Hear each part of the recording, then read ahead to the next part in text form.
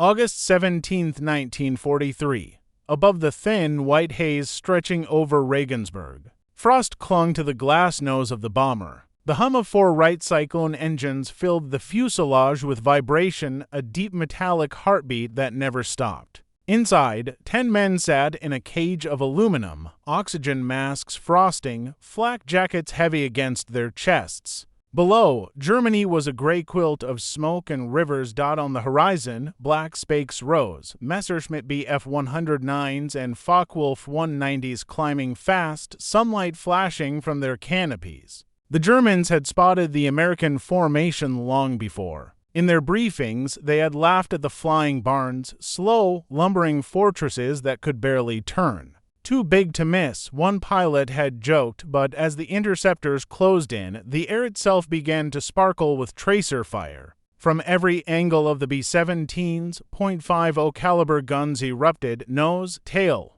waist, and turret, weaving silver lines through the sky. The laughter faded when the first Focke-Wulf burst into flames and spiraled downward. For the men watching from those bombers, there was no triumph, only focus. The mission to Regensburg had just begun, and daylight bombing over Europe was about to redefine modern war. The legend of the flying fortress did not begin in the skies over Germany. It began in the drawing rooms of Boeing engineers nearly a decade earlier. In 1934, as tensions in Europe simmered and the U.S. Army Air Corps sought a long-range bomber, Boeing's engineers unveiled a prototype so large and complex that reporters immediately dubbed it the Flying Fortress. It was the Model 199, sleek for its time, with 4 engines, retractable landing gear, and enough internal space for bombs, fuel, and gunners. When it lifted off from Boeing Field that summer, it embodied the American vision of air power, that wars could be won from the sky, but the road to war was long and uncertain. Through the late 1930s, American military budgets were tight and isolationist sentiment ran deep. Yet by 1940, as Europe burned, Washington realized that the Atlantic was no longer a barrier. It was an ocean that needed wings. Orders for Boeing's latest model, the B-17 Flying Fortress, multiplied. Factories in Seattle, Douglas's plants in California, and Lockheed's assembly lines in Burbank worked around the clock. America's industrial pulse quickened. For the first time, the nation prepared not just to defend, but to project power. When the United States entered the war after Pearl Harbor in December 1941, its bomber force was still relatively untested. The B-17, then the most advanced variant, carried 10.50 caliber Browning machine guns and could haul 4,000 pounds of bombs across more than 2,000 miles. It was not the biggest bomber in the world, nor the fastest, but it was rugged, able to take damage and keep flying. Crews would later swear that it had a soul of its own. By 1942, the newly formed 8th Air Force began arriving in Britain, airfields in East Anglia filled with the metallic scent of fuel and oil. From the ground, the B-17 looked almost too large for the English countryside, wings stretching 103 feet, fuselage gleaming like burnished silver. Local villagers nicknamed them the Yanks' fortresses. The U.S. command brought with them a distinct doctrine: precision daylight bombing, where the British Royal Air Force attacked by night, saturating cities with explosives. The Americans believed in daylight accuracy, using the revolutionary Norden bomb sight. Crews would strike military and industrial targets, ball-bearing plants, aircraft factories, rail yards, crippling Germany's ability to fight without destroying its civilians. It was a noble, mathematical theory of war. But theory soon met reality.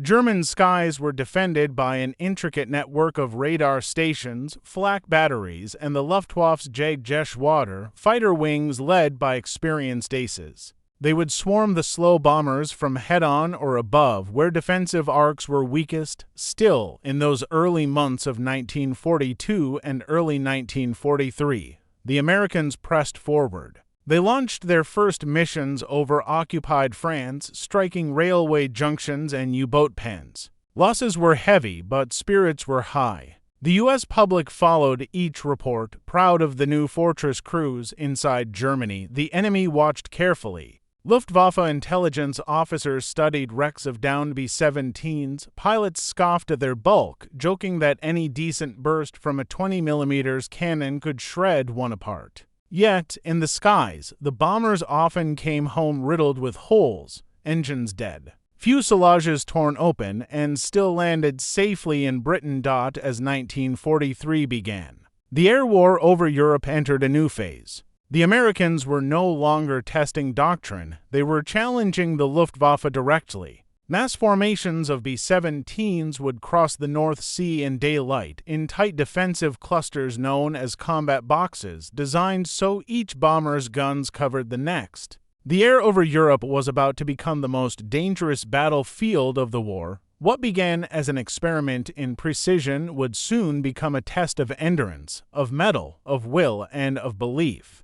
By the spring of 1943, England had transformed into a vast launching ground of silver wings. More than 300 airfields dotted the countryside, each alive with the thunder of engines and the organized chaos of ground crews. Every morning before dawn, the men of the 8th Air Force awoke to the smell of coffee and cold steel. They dressed methodically, heated flight suits, sheepskin boots, oxygen masks slung around their necks, mission briefings unfolded in dimly lit huts thick with cigarette smoke. A curtain was pulled back to reveal the Red Line, the day's route across Europe. When that line stretched deep into Germany, the room fell silent. The crews knew what it meant: a long flight through enemy territory, little escort coverage, and heavy losses.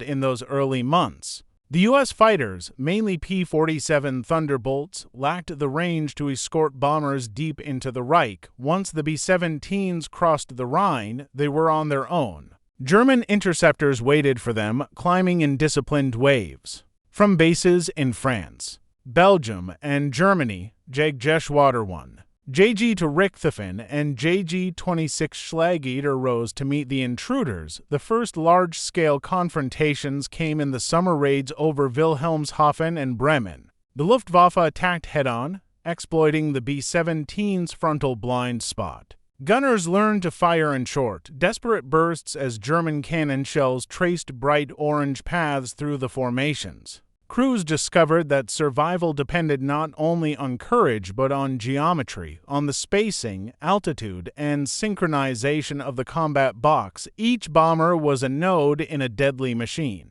12 or more B-17's formed a box. 3 boxes made a group. 3 groups made a wing. From above, it looked like a city of aluminum in motion. The concept was simple. Overlapping fields of fire would make the formation a fortress in the sky. To German pilots, that theory sounded absurd until they faced it. Luftwaffe ace Adolf Galland later described the shock. It was like attacking a flying anti-aircraft battery. Their defensive fire was everywhere.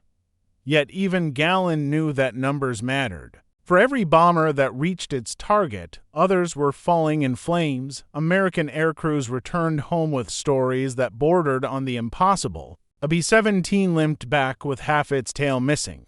Another landed safely despite 600 bullet holes. These tales became symbols of resilience, strengthening morale back home. Newspapers celebrated the flying fortress as proof of American engineering and American spirit, but beneath the headlines lay the grim arithmetic of daylight bombing. Losses climbed mission after mission. Over 26,000 men of the 8th Air Force would die before war's end, more than the entire U.S. Marine Corps lost in the Pacific. By mid-1943. Both sides understood that the struggle for the skies was not merely tactical, it was strategic, even existential. The U.S. sought to break Germany's industrial backbone. The Luftwaffe sought to stop it before Allied invasion plans could mature. Everything now depended on the endurance of the B-17 crews and the machine itself. Soon, that endurance would face its greatest test in one of the most audacious missions of the war, the twin strikes on Schweinfurt and Regensburg. It would mark the moment when German pilots stopped laughing and started fearing the fortresses. Every flight began the same way, a slow walk across the wet tarmac toward a machine that looked both beautiful and menacing. The B-17 stood tall on its landing gear, its nose arc glowing faintly in the dawn light. Memphis Belle, ye old pub, a bit alace. Beneath the paint were 10 young men, most in their early 20s, about to gamble their lives in open daylight. Inside, the world was cramped metal and cold air. The fuselage echoed with the clatter of machine guns being charged, the click of oxygen regulators, the murmur of final prayers. When the bomb bay doors closed, the men were sealed in for 8 hours, a single organism moving, breathing, and fighting together. The gunners bore the heaviest strain. Waist gunners stood exposed in open windows, 25,000 feet above Europe. Temperatures dropping to 40 degrees Celsius, their job was relentless: scan the sky. Call out fighters, fire. Reload, fire again. The intercom crackled constantly, short, clipped voices over the engine roar, tail clear. Bend at 11 o'clock. Firing, each mission carved deep lines into the men's faces. They watched comrades vanish in smoke, heard flak rip through aluminum like tearing paper, and still returned to fly again. The B-17 was more than a machine to them. It was home, armor, and coffin all at once. The bond between crew and aircraft became mythic. Pilots claimed the plane could take punishment like a prize fighter. When they patched bullet holes overnight, it felt like tending a wounded friend. This human endurance, multiplied by thousands, became the true backbone of America's daylight offensive. To outsiders, the B-17 formations looked chaotic, endless rows of bombers drifting through flak. But to those who planned it, it was pure geometry in motion. The combat box was an American invention born from necessity. Each B-17 bristled with up to 13.50 caliber guns, but alone it was easy prey. Grouped together, those guns formed a moving fortress, interlocking arcs of fire covering every approach. Formation flying demanded near mathematical precision. Pilots held position within yards of one another, adjusting throttle and trim every few seconds to maintain spacing. A slip of 10 feet could throw off the entire pattern. From a distance, the formation resembled a giant metal cathedral drifting through the clouds, its guns flashing in coordinated rhythm. To German pilots, the first approach often ended in surprise. Head-on attacks that had once shredded British bombers now led to deadly exchanges. 12 bombers could throw nearly 200 machine guns into the air in seconds. Every dive became a gamble. Every close pass risked death by tracer. Yet the geometry came at a price. The tight box limited maneuverability. Once engaged, a bomber could not dodge or dive without breaking formation.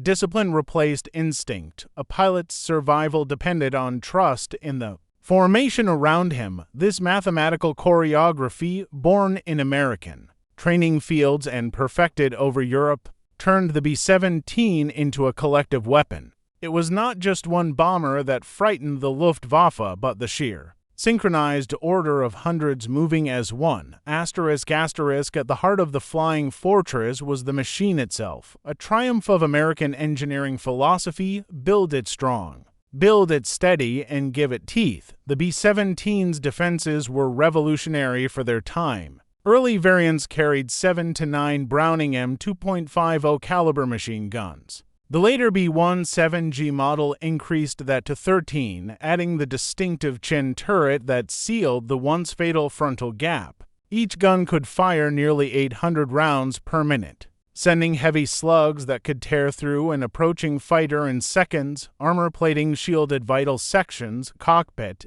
fuel tanks, and control cables, while self-sealing tanks reduced fire risk. For radial right R-18-0 engines offered redundancy. Even if one or two were destroyed, the fortress could limp home. Countless photos show bombers landing in England with wings shredded, tails half gone, one propeller frozen. Then there was the Norden bomb sight, a gyroscopically stabilized optical device that promised bombs through pickle barrels, though that slogan was propaganda. The sight gave American bombardiers unprecedented control. Crews could align altitude, speed, and wind drift, releasing bombs in tight, calculated groups from 6 miles above their targets. To the German pilots who first saw these machines approaching in daylight, it seemed absurd, an aircraft so large and so slow flying directly into danger. Yet, after facing its guns, they began calling it the Himmlische Festung, the Fortress of Heaven. The technology was not glamorous.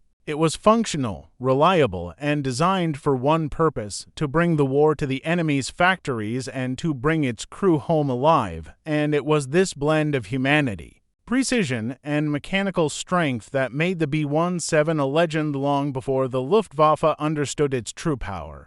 In late 1942, Major General Ir Eaker took command of the 8th Air Force with a clear mission: prove that daylight precision bombing could cripple the German war machine. It was a doctrine born from both faith and necessity. The British had turned to night bombing to reduce losses, but Eaker and his superiors believed American technology and discipline could succeed in daylight. Each mission was an orchestration of thousands. Target selection came from Allied intelligence, factories at Schweinfurt, shipyards in Kiel, aircraft works in Regensburg. Weather officers charted wind and cloud cover. Navigation specialists plotted the timing of each group's takeoff. From ground crews to meteorologists, the scale of coordination reflected America's industrial rhythm: organized, relentless, efficient. But Eaker's challenge wasn't just logistics, it was belief. The bomber crews called him Gentleman IRA, known for visiting airfields, shaking hands, and promising that their sacrifices mattered. His optimism hid grim realities. Without long-range fighter escort, losses mounted daily. Each formation lost meant dozens of trained airmen gone, a cost few nations could bear. Eaker persisted, convinced that sustained pressure would stretch the Luftwaffe to breaking point. His gamble would soon meet its ultimate test over southern Germany, when the fortresses struck the industrial heart of the Reich from the German side. The early encounters with the B-17 were met with disbelief. Pilots of the Jagdwaffe viewed the giant bombers as clumsy beasts, visible from miles away, heavy targets perfect for their fast, agile fighters. They attacked confidently, swooping head-on or from below, laughing in radio chatter as cannon shells struck the silver wings. Then came the shock. Many bombers, even those shredded by fire, did not fall. Crews inside kept fighting. Gunners hit back with terrifying accuracy. Luftwaffe ace Heinz Nock recalled, "We fired into them until the barrels glowed red. They just kept coming." The German command soon realized these formations demanded new tactics. Attacks from the rear proved suicidal. Head-on assaults, though dangerous, became standard. Specially armored aircraft, Sternbeck FW-190s, were modified to survive the curtain of .50 caliber fire. Pilots were instructed to close in within 200 meters before firing, risking death for a single decisive hit. Even so, losses climbed. The B-17 formations could absorb punishment and still drop their bombs. German intelligence reports noted an alarming trend. Enemy bomber groups show exceptional discipline. Even under heavy attack, formation remains intact. By mid-1943, Luftwaffe morale began to crack. Each engagement drained fuel, pilots, and precious aircraft. What had begun as a joke among German squadrons turned into grim respect. "We underestimated the Americans," one officer admitted. "We thought them untrained boys. Instead, we found a machine beyond the factories and the fighters." The daylight bombing campaign waged a second, quieter war, one of psychology and morality. To German civilians, the midday drone of engines became a signal of dread. Windows rattled as silver spakes crossed the sun, followed by the slow whistle of falling bombs. For the Americans, the mission was framed as surgical, to destroy the means of war, not the people. Yet from 6 miles up, precision blurred into abstraction. Bombardiers saw cities only as patterns of rail lines and smoke. Even the Norden bomb site, remarkable for its time, could not compensate for high winds or flak bursts. The distinction between factory and neighborhood often vanished in fire. Crews wrestled with that knowledge. Many later confessed they tried not to think about what lay beneath the crosshairs. "We were told to hit the targets that made the war possible," one veteran said. "That's what we held on to." Back home, propaganda turned these missions into symbols of progress. Newspapers celebrated pinpoint bombing, glossing over civilian losses. The truth was harder. Daylight raids were brutal, imprecise, and deadly on both sides. But they also represented a moral contrast. While the Nazis terrorized cities with rockets and vengeance weapons, the Allies clung to the belief, however imperfect, that precision could still mean restraint. The shock on the German side was not only from the destruction, but from the sheer scale of the American response. Every day, more fortresses appeared in the skies, more than the Luftwaffe could destroy. For many Germans, it was the moment they realized the industrial war was lost, and that realization set the stage for the climactic battles that would define the air war's outcome. August 17, 1943, the Schweinfurt-Regensburg raid. Dawn broke over the English countryside as 376 B-17 flying fortresses began to taxi one after another across dew-covered runways. Their target, to pillars of German industry, the Messerschmitt factory at Regensburg and the ball-bearing plants at Schweinfurt. Vital to nearly every aircraft, tank, and vehicle in the Third Reich, it was the boldest daylight strike yet attempted. The plan was complex. One force would hit Regensburg and continue south to North Africa, avoiding the deadly return over Germany. The second would strike Schweinfurt, then turn back to England. Both raids were timed to divide Luftwaffe defenses. But morning fog delayed takeoff. By the time the Schweinfurt group crossed the channel, German radar had already tracked the first wave. The element of surprise was gone. At 25,000 feet, the bombers climbed into a sky streaked with contrails. Flak bursts dotted the horizon like black blossoms. Over Aachen, the first interceptors appeared, Bf-109s diving head-on through the formations, cannons spitting fire, the air filled with chaos. Gunner turrets rotated frantically. Bandits 12 o'clock high. The intercom crackled with overlapping shouts. Dozens of fighters attacked in waves, each breakaway leaving trails of smoke and falling metal. The bombers held formation, wings brushing through turbulence and debris. Inside my devotion, the pilot's voice stayed calm. Steady, don't drift. Bomb doors open, the bombardier, eyes pressed to the Norden sight, tracked the factory roofs glinting below. The city flashed beneath them, warehouses, assembly halls, fuel tanks, then the drop. 40 tons of bombs cascaded downward, tumbling silently until the shock waves rose to meet them. The mission was a triumph of courage and a tragedy of numbers. 90 B-17's failed to return. Some exploded midair. Others ditched in the channel. Over 550 men were killed or captured. When the surviving fortresses landed back in Britain, many limped home onto engines, controls shredded, crews wounded.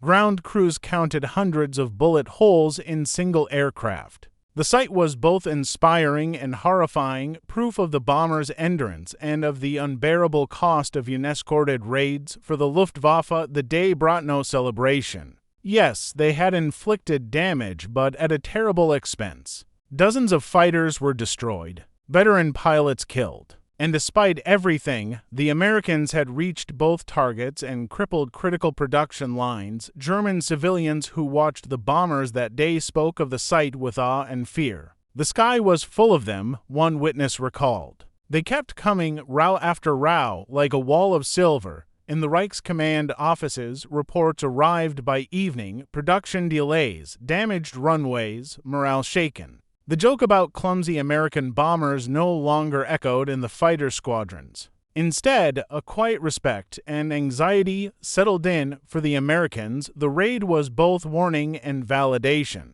The B-17 had proven its might, but daylight bombing without escort was unsustainable. The 8th Air Force now faced a crisis: continue the campaign and risk annihilation, or wait for technology to catch up. Behind closed doors in High Wycombe, British Command Headquarters, planners began searching for the answer that could save the daylight offensive. That answer would soon arrive in the shape of a sleek, long-range fighter with a Merlin engine and drop tanks, the P-51 Mustang. But before that savior appeared, the men of the 8th Air Force still had months of darkness ahead, missions into hellish flak and fire. Each one a role of fate. They called it flying the gauntlet, and by the end of 1943, the gauntlet stretched deep into the heart of Germany. Winter 1943 turned Europe into a frozen inferno. Every morning, the air bases of eastern England trembled as hundreds of B-17's roared to life, engines coughing smoke into the dawn. Their crews fastening flak vests and oxygen masks, eyes red from sleepless nights. Each man knew the odds were grim. Some called it the aluminum trail, a reference to the endless stream of wreckage glittering from France to the Ruhr. The mission that changed everything came on October 14, 1943. The second Schweinfurt raid. It would later earn a haunting name. Black Thursday. The Americans sent 291 B-17's deep into Bavaria. This time, there would be no diversionary attack, no P-47 escorts able to follow them past Aachen. Once across the Rhine, they would be utterly alone. At 10 a.m., radar operators across Germany called out the alarm. Sirens wailed over cities and airfields. From Rhine to Frankfurt, the Luftwaffe scrambled everything it had: Bf-109s, Fw-190s. Even twin-engine Zerstörers armed with rockets, the bombers pressed on. Tight in combat box formation, bristling with .50 caliber guns. For hours they fought through a storm of steel. At 20,000 feet, flak shells burst with mechanical precision, filling the air with shrapnel. Planes caught fire mid-formation. Engines tore free. Men bailed out into the freezing void. One German pilot later said, "We thought they would break apart." But they never turned away. They kept flying straight into it. By noon, the surviving B-17's reached Schweinfurt. Below them, the city burned. Ball-bearing factories glowed orange under cascading bombs. Conveyor belts, furnaces, and warehouses crumpled. The bombardiers completed their drops with methodical calm, then turned west for the long road home. The Luftwaffe's fighters followed them all the way to the Channel. When the final fortresses crossed the coast, only 198 remained. Over 60 bombers were shot down. More than 600 airmen were dead or missing. The mission had achieved its target, but the cost was catastrophic. The 8th Air Force suspended deep daylight raids for months. Even the most hardened commanders admitted it. Without escorts, daylight precision bombing was suicide. And yet, the legend of the Flying Fortress was sealed that day. Crews spoke of aircraft limping home with half their tails gone, wings riddled with holes, hydraulic lines severed but still flying. Some landed on one engine, others crash-landed in fields across southern England, but they returned. One fortress, Ye Old Pub, famously made it back after being torn apart over Bremen. Its pilot, Charlie Brown, kept her aloft despite a shredded nose and dead engines. A German ace, Franz Stigler, escorted the crippled bomber to safety, a moment of mutual respect that became one of the war's most extraordinary stories of honor. That encounter symbolized something larger. Even Germany's finest could no longer laugh at the B-17. They had faced it, fired into it, and watched it endure. By early 1944. The Americans returned with vengeance, now escorted by P-51 Mustangs that could follow them to Berlin and back. The balance of air power flipped overnight. The same Luftwaffe pilots who once mocked the flying boxcars now faced the nightmare of combined formations, fortresses above, Mustangs above them still. German losses became unsustainable. The hunter had become the hunted. And as the B-17's darkened the skies over Berlin in February 1944, one German radio announcer uttered a line that captured the nation's dread. "They come in daylight now, and there is nothing we can do to stop them." The laughter was gone. In its place, disbelief, fear, and respect for the machine that refused to fall. The B-17 had turned from a subject of ridicule into a symbol of inevitability. America's industrial heartbeat pounding across the Atlantic. One mission at a time, its shadow would haunt the skies of Europe until the war's end.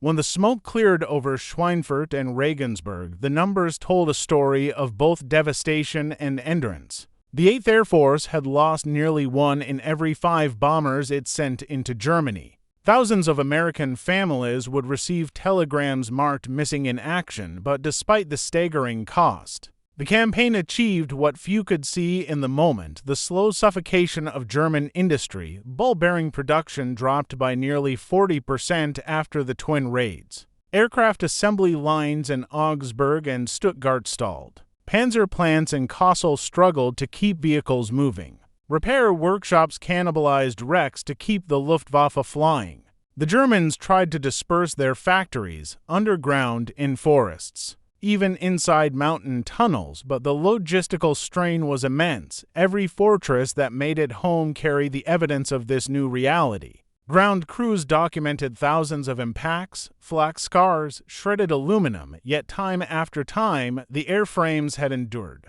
Engineers analyzed the returning aircraft and refined them further. Heavier armor around the cockpit, self-sealing fuel tanks, improved oxygen systems, and staggered waist gun positions to reduce interference.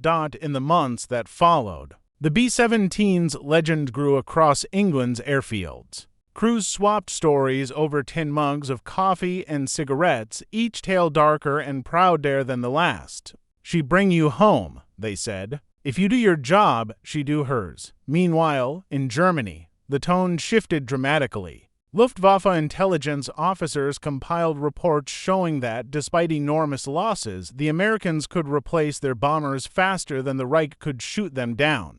Factories in Seattle and Long Beach turned out new fortresses daily. By the time one German squadron recovered from a major engagement, a fresh American group had already arrived in England. Hitler himself raged over the raid's aftermath. He ordered more anti-aircraft guns, more fighter squadrons, and even new jet interceptors. But by late 1943, the writing was on the wall. The Third Reich was bleeding in the skies. From the British perspective, the shift was unmistakable. Only months earlier, RAF Bomber Command had dominated the night, leaving the daylight to the Americans. Now, the U.S. daylight offensive had become the centerpiece of Allied air power. Prime Minister Winston Churchill privately noted that the American daylight strategy, though costly, was breaking Germany's ability to fight a modern war. Inside the Luftwaffe, morale wavered. The constant sorties, fuel shortages, and attrition of experienced pilots began to tear at the force's core. Veterans like Adolf Galland warned that Germany could not win a battle of production.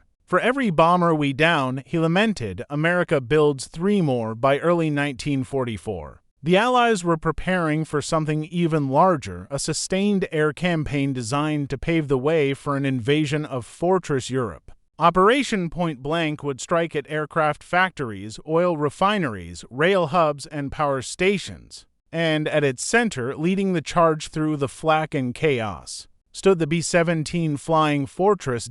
What began as a machine the Germans mocked was now the steel spearhead of Allied air supremacy, a relentless hammer that would fall on the Reich until its cities burned and its armies broke. But the cost of that supremacy was not measured only in tons of bombs or destroyed factories. It was written in the names on mission boards, the empty bunks after every sortie, the folded flags sent home across an ocean.